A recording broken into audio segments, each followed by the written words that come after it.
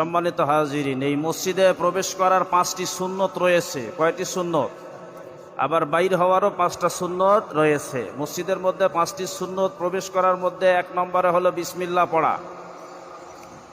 1 নম্বরে কি? বিসমিল্লাহ পড়া। 1 নম্বরে বিসমিল্লাহ পড়া, 2 নম্বরে দরুদ পড়া, 3 নম্বরে দোয়া পড়া। এই তিনটে এইভাবে একসঙ্গে পড়া যায়। বিসমিল্লাহি ওয়াসসালাতু ওয়াসসালামু আলা রাসূলিল্লাহ আল্লাহুম্মা আফতাহলি আবওয়াবা রহমাতিক। মসজিদে প্রবেশ করার সুন্নত কয়টি?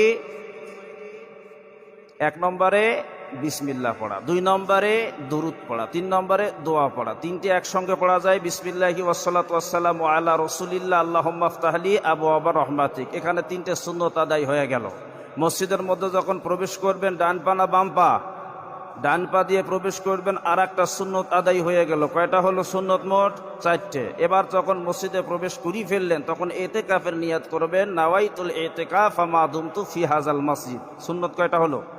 এই 5টা সুন্নত আদায় করে মসজিদের মধ্যে প্রবেশ করতে হবে। আবার বাইর হওয়ার 5টা সুন্নত।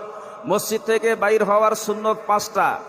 1 নম্বরে বিসমিল্লাহ, 2 নম্বরে দরুদ, 3 নম্বরে দোয়া পড়া। এই তিনটে এইভাবে একসঙ্গে পড়া যায়। বিসমিল্লাহি ওয়াসসালাতু ওয়াসসালামু আলা রাসূলিল্লাহ আল্লাহুম্মা ইন্নী আসআলুকা মিন ফাদলিক। 3টা সুন্নত আদায় হয়ে গেল। মসজিদ থেকে যখন বাহিরে চলে গেলেন, মসজিদ থেকে যখন বাহিরে যাবেন, পা যেইটা আগে ফেলাবেন মসজিদ থেকে, বাম পা না ডান পা? বাম পা। কয়টা সুন্নত আদায় হলো? 4টে।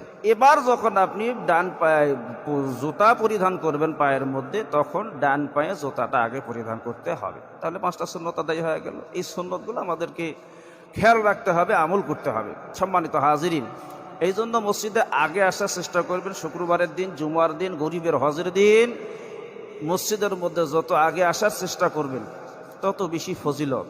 অনেক মুসল্লি আমরা দেখেছি মসজিদের মধ্যে অনেক লেটে আসে, দুর্বল। আবার লেটে আসে, যাওয়ার সময় সবার আগে চলে যায়, এমন মুসল্লিও কিন্তু আছে। 2 রাকাত নামাজ পড়লো মসজিদের মধ্যে, শুধু ফরজটা পড়িয়ে সুন্নত 4 রাকাত পরে, এটা সুন্নতে মুআক্কাদ, এটা না পড়লে গুনাহ হবে, এই সুন্নত বাদ দিয়ে অনেক মুসল্লি চলে যায়। এমন আমরা দেখছি। কথা ঠিক না? তো এইটা বর্জন করার চেষ্টা করবেন। কিয়ামতের দিন ধরা খাওয়া লাগবে। এই মসজিদ কুমুরি ইমাম সাহেব সবাইকে ধরা খাওয়া লাগবে। বলি দিলাম, বলার পরেও যদি কেউ না মানেন, সেটা ভিন্ন বিষয়। সম্মানিত হাজিরিন, আপনাদের সামনে আজকে আমি তেলাওয়াত করেছি সূরা আল ইমরানের 110 নম্বর আয়াত। এই আয়াতের ভেতর থেকে আজকে আমরা জানব সৎ কাজের আদেশ এবং অসৎ কাজে নিষেধ দেওয়া। আজকের খুতবা হলো সৎ কাজের আদেশ এবং অসৎ কাজের নিষেধ। আল্লাহ পাক বলেন, কুনতুম খায়রা উম্মাতিন উখরিজাত